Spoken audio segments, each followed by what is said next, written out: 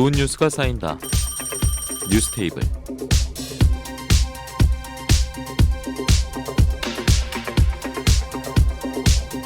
앞서 말씀드린 대로 두 명의 우리 지역 청년 정치인들과 함께하겠습니다. 뉴스테이블 국민의힘 김유상 김해시 의원, 더불어민주당 지상록 전창호시 의원 나오셨습니다. 안녕하십니까? 네, 반갑습니다. 예.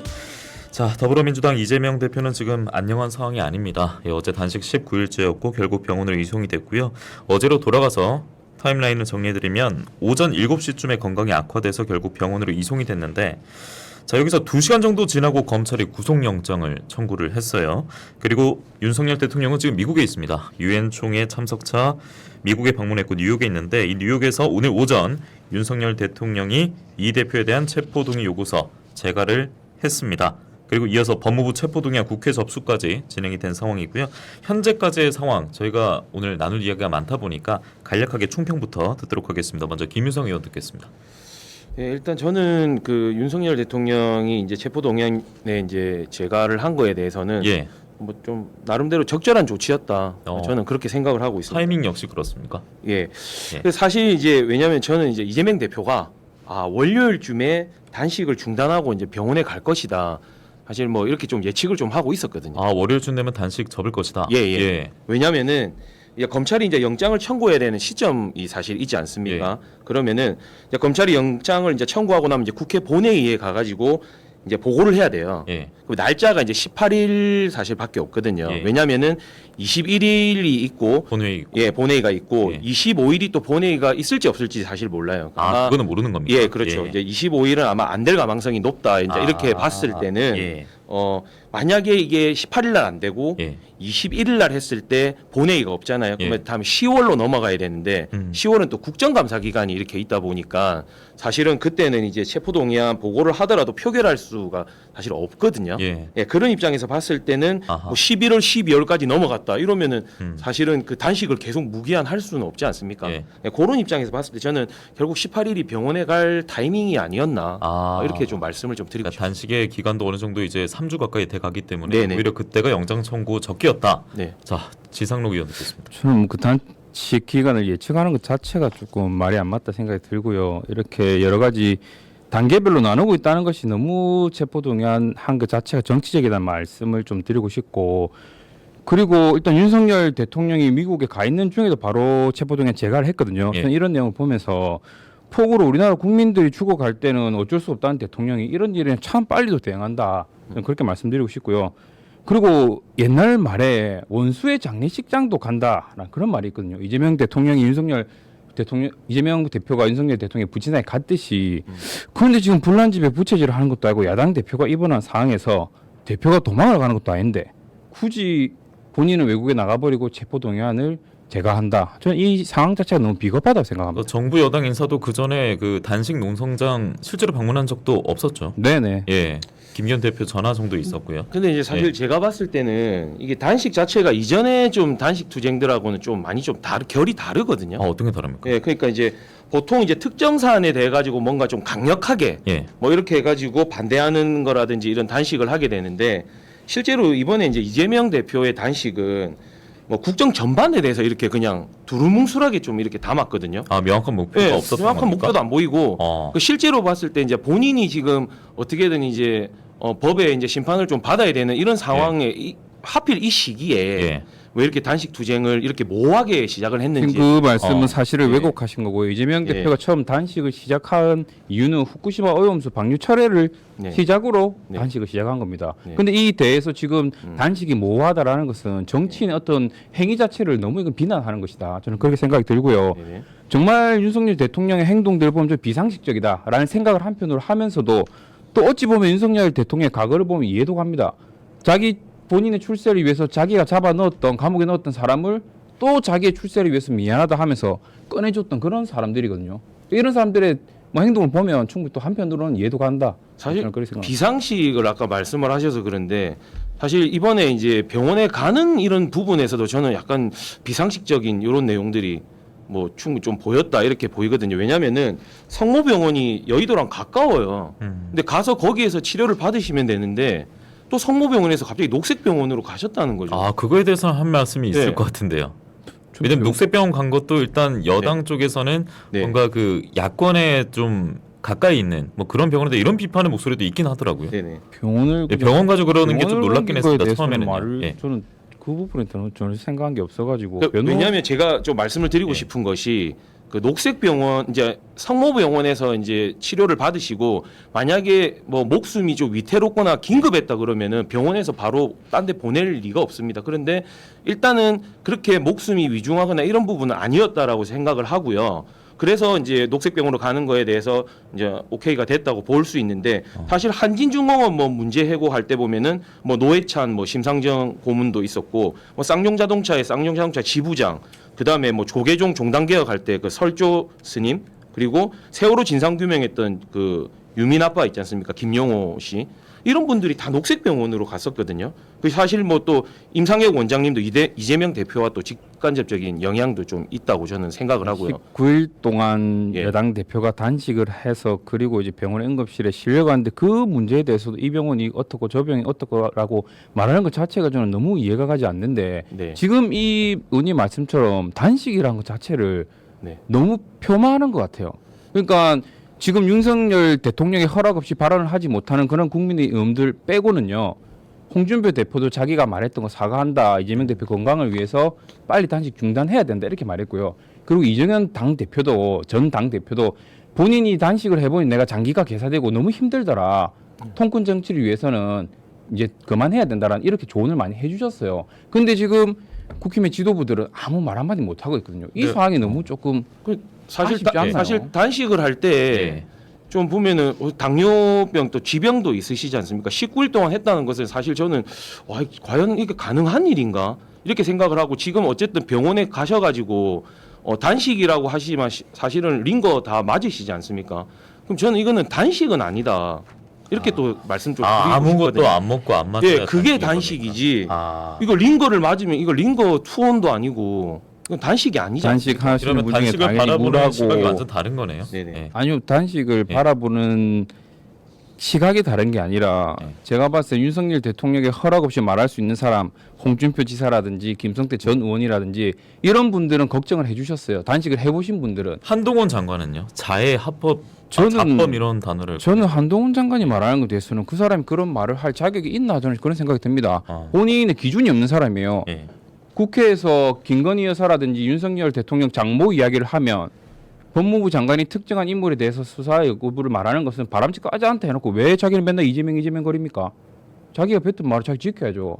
너무 이거 선택적인 발언에 대해서는 예. 저는 한동훈 장관에 대해서는 그냥 저희가 뭐 이런 방법 네, 말할 필요도 없다고 알겠습니다. 생각합니다. 예. 여기 좀 여기서 끊어야겠네요. 시간 네네. 너무 많이 지나갔기 때문에 일단 문재인 전 대통령이 또 이재명 대표 병문안 있었고 단식 중단 권유를 했다고 하는데 강행하겠다라고 의지를 내비쳤다고 합니다. 자, 그리고 또 경남 지역 16개 민주당 지역 위원장들이 이 대표 단식 중단 호소하면서 동조 단식에 들어가기도 했는데 또 박준호 부위원장이 네네. 예, 어제 13일 차였는데 동조 단식 하다가 또 병원 이송하면서 중단이 된 상황이라고 합니다. 자, 그러면 어쨌든 전망이 나오는 대로 봤을 때 모레 체포한 표결에 많이 들어가잖아요. 네. 그러면은 두 분 뭐 가결 부결 어떻게 예상하는지 듣고 싶은데요. 이번에 지상록 전 의원 듣겠습니다. 저는 뭐 가결이 옳다, 부결이 옳다라는 질문에 대해서 이제 뭐 옳고 그름은 문제가 아니라 생각하고요. 그러니까 제 생각을 먼저 말씀드리기 전에 이재명 대표가 본인이 직접 자기는 불체포 특권 포기한다고 말을 했거든요. 그렇죠. 그렇기 때문에 그리고 또 단식 중에 2번이나 검찰에 출두를 했습니다. 예. 이재명 대표가 도망가는 것도 아니고 저는 뭐 가결해도 된다 생각합니다. 이재명 대표 본인 스스로 예. 가결한다 말해서 불체포 특권 포기하겠다 말씀을 하셨거든요. 네네. 예, 그렇기 때문에 이 부분에 대해서는 저희가 뭐 가타부타 말할 필요가 없다 그렇게 생각합니다. 체포한 표결이 가결돼도 된다. 네네. 그건 이제 그 뒤로 이제 구속영장의 청구에 대해서는 예. 법원에서 판단할 문제고요. 저는 한 가지 좀 더 아쉬운 거는 지금 계속 이재명 대표 체포 동의안에 대해서 이야기를 하고 있는데 윤석열 정부가 취임이 오늘로서 497일 차거든요. 근데 이재명 대표 수사도 497일 차예요. 시작부터 시작이 됐으니까. 정권 시작과 동시에 지금 민생을 챙기는커녕 이재명 수사만 하고 있는데 예. 제발 좀 민생 좀 챙기셨으면 좋겠습니다. 그렇기 때문에 오늘 지지율 28%밖에 안 논다 하는 거 아니겠습니까? 다 이런 것들 국민들께서 보고 있다. 저는 그렇게 말씀드리고 싶습니다. 제가 지상록 전 의원에게는 이제 가결이 될 것 같냐 부결이 될 것 같냐 여쭤봤던 거였고 그러면 이제 김유성 의원께서는 가부에 따라서 뭐 네. 국민의힘이 뭐 좀 달라지는 건 있습니까? 가부에 따라서요. 특별히 이제 네. 아무래도 그 이재명 대표한테 이제 가결이 됐다고 이제 생각을 했을 때는 충분히 이제 그 죄에 대해서 어느 정도 이제 민주당 의원님들도 사실 이제 동의를 해주셨다 뭐 이렇게 좀 생각을 할 수도 있거든요. 왜냐하면은 지난 2월에 이제 체포동의안 부결이 됐지 않습니까? 예. 부결될 때도 2표밖에 차이가 안 났습니다. 왜냐하면 그만큼 이제 민주당 내에서도 이 부분에 대해서는 조금 이제 뭐 이탈표가 많이 된 것이 뭐 단일 대우에 좀 균열이 됐다 뭐 이렇게 좀 볼 수 있고요. 그리고 어쨌든 앞으로 방금 말씀 주신 민생이나 이런 부분들에 예. 조금 더 치중할 수 있는 부분들이 저는 이제 더 많이 생길 수 있지 않습니까? 그래서 빨리 이 부분은 이재명 대표께서 좀 본인의 의지를 정확하게 표명하셔가지고 정확하게 죄가 없다면은 뭐 검찰에서 이게 조사가 들어간다 해가지고 법원에서 판결 내는 것이지 검찰의 수사를 받는다고 해가지고 이게 뭐가 문제가 되는 것은 아니거든요. 이재명 대표께서는 본인이 불체포 특권을 포기하겠다고 말했다는 걸 다시 한 번 더 말씀드리고 싶고요.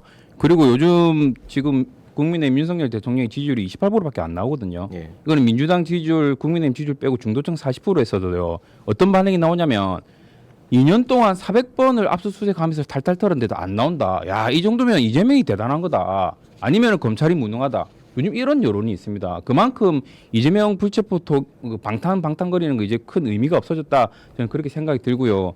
이 문제에 대해서도 제가 오늘 국회에 있는 보좌관들 통해서 여러 좀 취재를 몇 번 해봤는데 지금 고민들이 엄청 많다고 합니다. 그거는 다른 이유에서가 아니라 민주당의 지지자들이 의원들한테 직접 전화를 해서 이 대표가 이래 병원에 있는데 어떻게 이거를 가결시킬 수 있냐, 부결해야 된다. 만약에 가결이 된다면 민주당을 앞으로 지지하지 않겠다. 그리고 나는 이런 더 다른 행동을 하겠다라는 그런 메시지들을 많이 받으시거든요. 그러한 부분에서 우리가 대표의 말을 들어야 될지, 지지자들의 말을 들어야 될지 이런 분들을 고민하고 있다 말씀드립니다. 알겠습니다. 일단 뭐 듣겠습니다. 지지율에 대한 부분들은 원래 국민들은 싸우는 거 싫어합니다. 그렇기 때문에 이 싸움이 빨리 끝나면 끝날수록 지지율에 대한 부분들은 다시 돌아올 수 있을 거라고 싸움을 생각을 건 하고요. 사람은 야당이라고 어쨌든 봤습니다. 민주당의 이 동조 단식도 사실 좀 의아합니다. 실제로 여쭤봤을 때 왜 단식하냐고 동조 단식을 하냐고 물어봤을 때 이재명 대표가 하기 때문에 나도 같이 한다. 이거 자체도 되게 모호하거든요. 그래서 이재명 대표가 단식 시작할 때 이 무기한 단식을 천명해도 이 정확한 이 쟁점 사항이 사실 없었습니다. 아까 뭐 말씀하셨지만은 다시 한번 말씀드리면 정확한 쟁점 사항은 없었다라는 말씀 좀 드리고 싶습니다. 어쨌든 참 뭐 기존의 단식과는 지금 상황 자체가 정부 자체가 워낙 좀 다른 것 같아가지고 단식을 이야기하는 것 자체가 어렵네요. 너무 안타깝죠. 왜냐하면 그러니까 원래 그 정도까지만 원래 바라보는데 원래 삭발이라든지 단식이라든지 이런 거는 약자가 강자한테 자기의 의지를 관철시키기 위해서 하는 표현의 행동이거든요. 근데 정치인들이 어느 순간부터 너무 이걸 폄하하기 시작했어요. 그게 너무 안타깝다. 이재명 대표도 알겠습니다. 본인이 얘기하실 때 이런 말씀하셨었어요. 마음에 안 든다고 단식해서는 안 된다 이런 말씀하셨거든요. 근데 뭐 이런 예. 계속 뭐 다툼도 있고 뭐 정쟁도 있고 할 텐데 다 관심 없다. 우리 먹고 사는 게 어렵다라는 목소리가 지금 더 많습니다. 사실. 경제 관련 아이템으로 넘어가겠는데 올해 59조 원 규모의 세수 펑크가 발생할 것으로 추산되고 있고요. 대규모 세수 감소에 이제 정부는 기업 영업이익 감소로 법인세가 덜 거친 것, 또 세수 결손의 가장 큰 원인이다라고 말하고 있습니다. 그 결손 기준 역대 최대 규모라고 또 기사에 나와 있더라고요. 자, 이에 비판하는 야당에서는 정부의 감세 정책이 자초한 측면이 있다라는 지적을 나타내고 있습니다. 김희성 의원님 뭐 반박하십니까?